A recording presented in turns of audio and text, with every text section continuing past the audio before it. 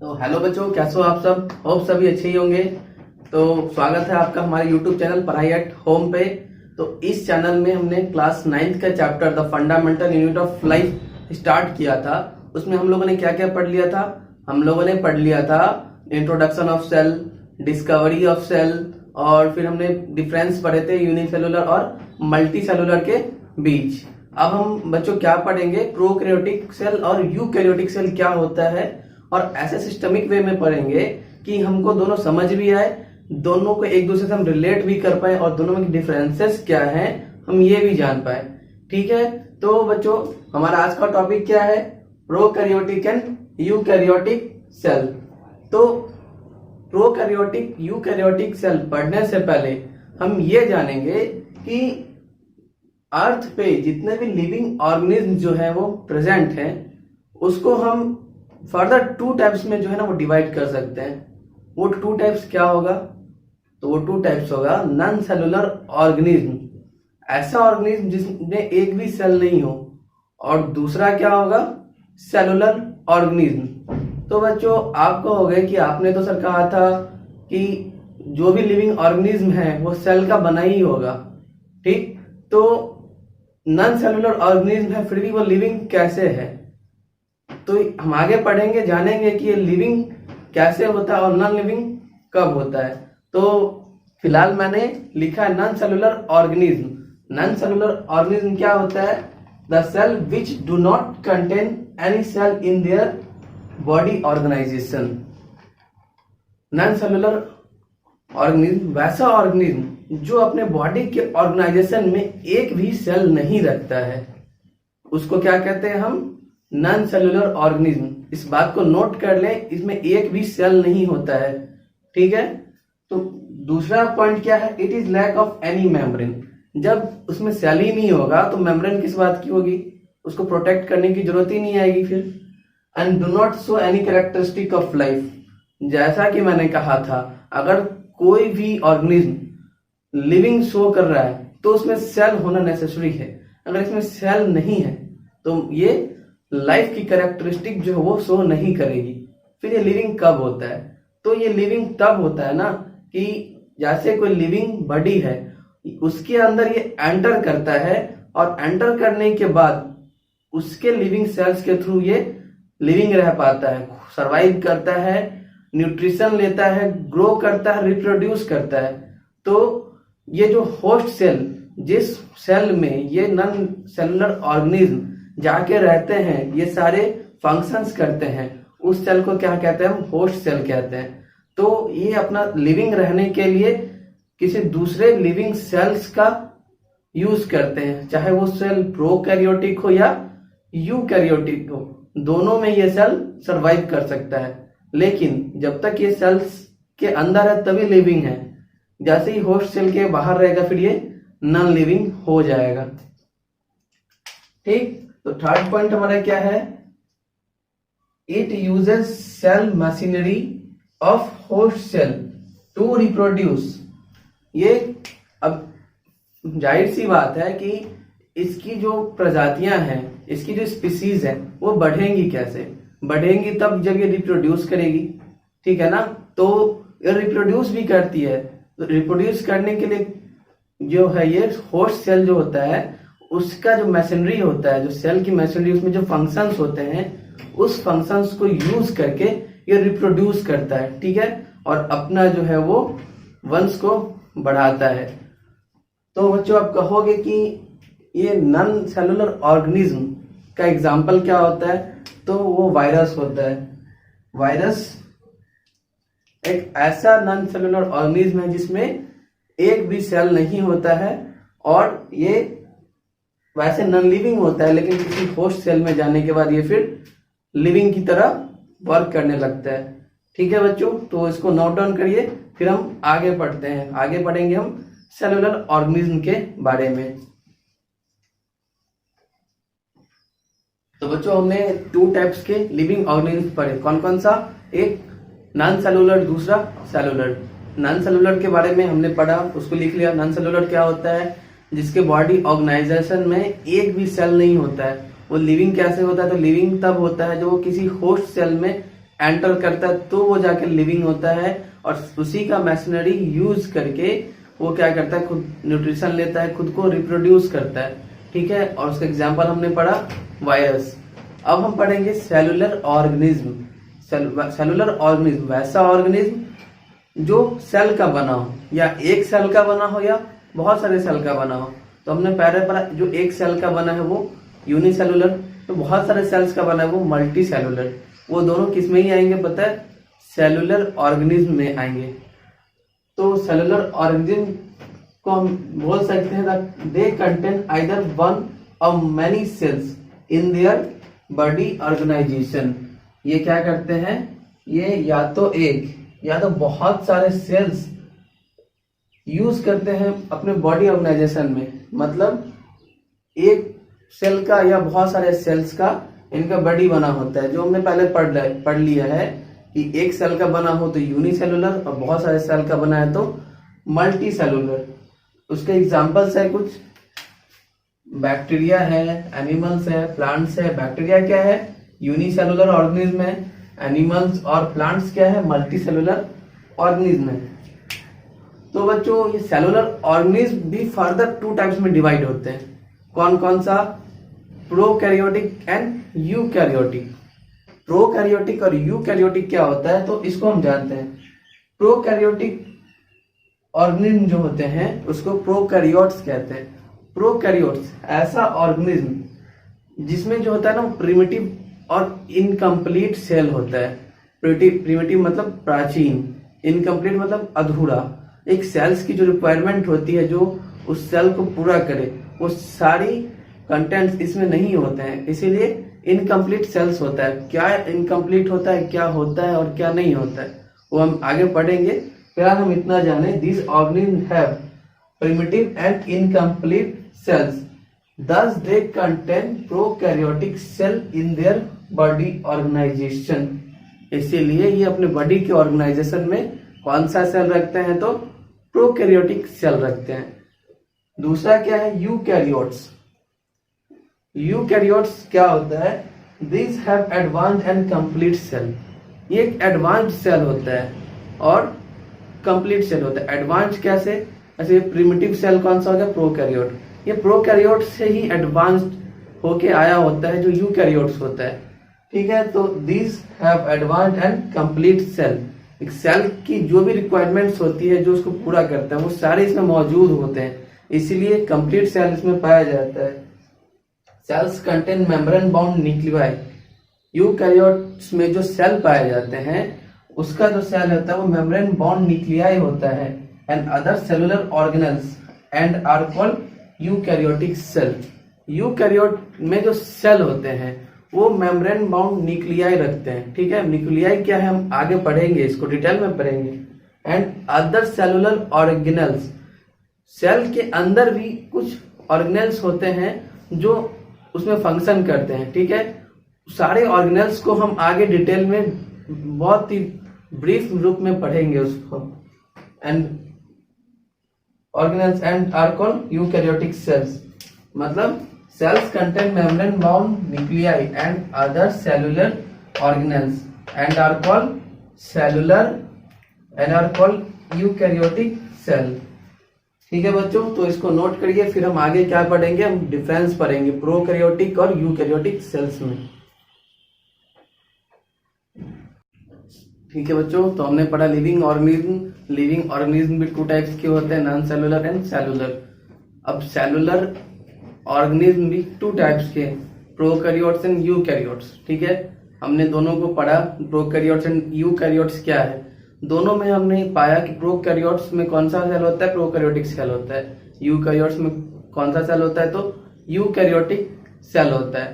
तो बेटर है कि हम दोनों सेल को अच्छे से पढ़ ले, तो हमें समझ में आ जाएगा कि प्रोकैरियोट्स और यूकैरियोट्स है क्या। और आज का हमारा मेन टॉपिक भी यही था, प्रोकैरियोटिक एंड यूकैरियोटिक सेल। तो हम अपने मेन मुद्दे पर आज पहुंच चुके हैं, क्या है वो, प्रोकैरियोटिक एंड यूकैरियोटिक सेल। ठीक है, तो हम दोनों को पढ़ेंगे इंडिविजुअली, लेकिन नोट्स जो है ना उसको कंपैरेटिव रूप में करेंगे, क्योंकि नोट्स वैसे कंपैरेटिव रूप में करने से इजी वे में समझ भी आएगा और याद भी रहेगा आसानी से। ठीक है, तो मैं बता दूं आपको प्रोकैरियोटिक सेल क्या होता है। तो ये मैक्सिमम जो भी साइंटिफिक नेम्स आए हैं ये ना लैटिन वर्ड से आया है। ठीक है, प्रो और कैरियोटिक। ठीक है, तो कैरियोटिक को कैरियन लिखते हैं और प्रो अलग करते हैं दोनों को। तो प्रो का मतलब होता है प्रिमिटिव, मतलब प्राचीन, और कैरियन, कैरियन किसका मीनिंग होता है तो न्यूक्लियस का। ठीक है, तो इसका मतलब ये हो गया कि प्रोकैरियोटिक सेल्स ऐसा सेल्स जो बहुत पुराना है, बहुत प्रिमिटिव है, बहुत प्राचीन है, जिसमें प्राचीन न्यूक्लियस होता है, उसको क्या कहते हैं, प्रोकैरियोटिक सेल कहते हैं। ठीक है, तो प्राचीन न्यूक्लियस होता है, लेकिन उसमें वो जो न्यूक्लियस होता है उसका वो मेम्ब्रेन से बाउंडेड नहीं होता है।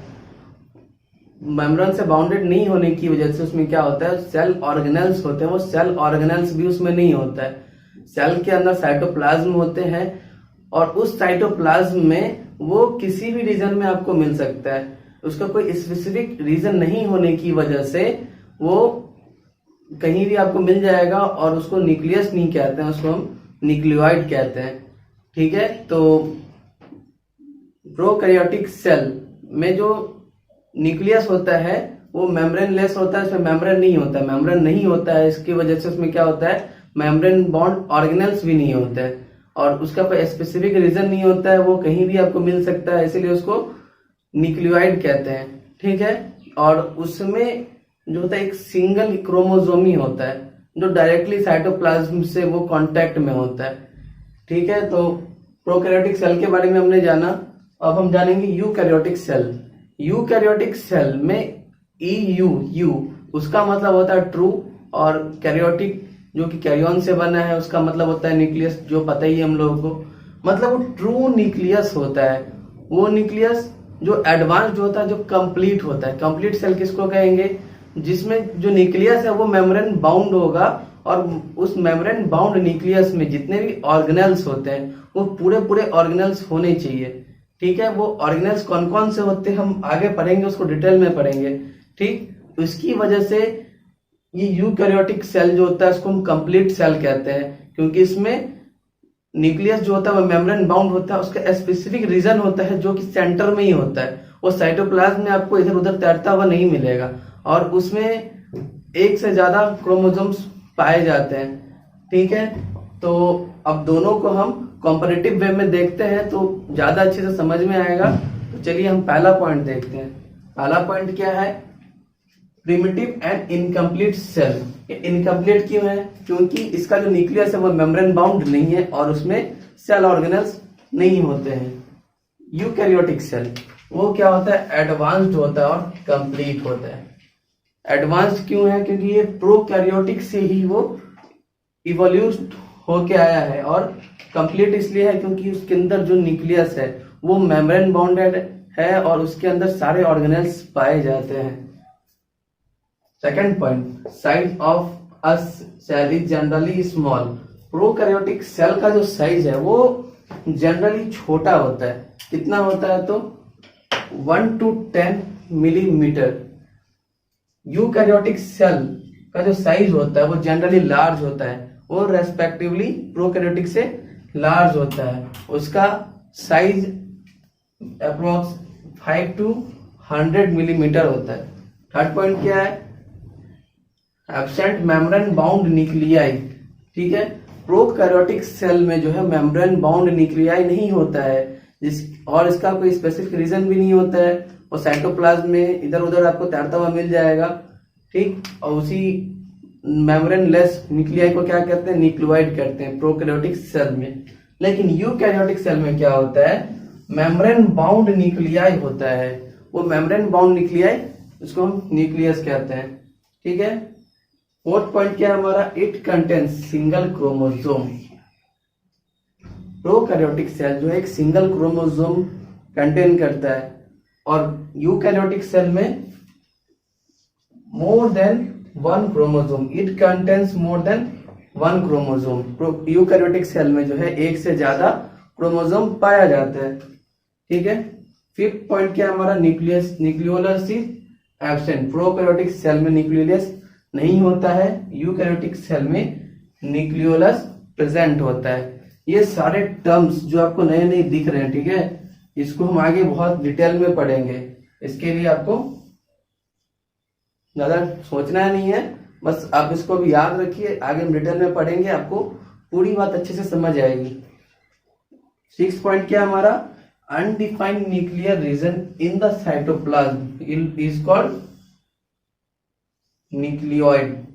तभी से मैं एक बात का जिक्र करता आ रहा हूं जो कि इंपॉर्टेंट है, तभी मैंने इतना जिक्र किया है, ठीक है। प्रोकैरियोटिक सेल में जो है न्यूक्लियर रीजन वो डिफाइंड नहीं होता है, वो साइटोप्लाज्म में आपको कहीं भी मिल जाएगा, और उस अनडिफाइंड न्यूक्लियर रीजन को क्या कहते हैं, न्यूक्लियोइड कहते हैं। लेकिन यूकैरियोटिक सेल में डिफाइंड न्यूक्लियर रीजन होता है, उसको क्या कहते हैं, न्यूक्लियस कहते हैं। यूकैरियोटिक सेल में जो है वो साइटोप्लाज्म में डिफाइंड न्यूक्लियर रीजन होता है जो सेंटर में होता है, और उसको न्यूक्लियस कहते हैं, ठीक है। इसमें कुछ पॉइंट्स भी रह गए हैं, तो आप इसको नोट करिए, मैं आगे जो बचे हुए पॉइंट्स है वो लिखवाता हूं।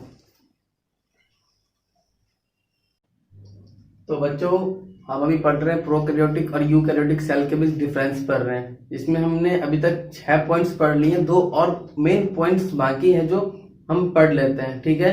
तो 7th पॉइंट क्या है, membrane bound cell organelles are absent. जैसा कि मैंने पहले ही बताया था कि सेल के अंदर न्यूक्लियर रीजन जो है, अगर वो मेम्ब्रेन से बाउंडेड नहीं है तो उसके अंदर कोई भी सेल ऑर्गेनल होगा ही नहीं, ठीक।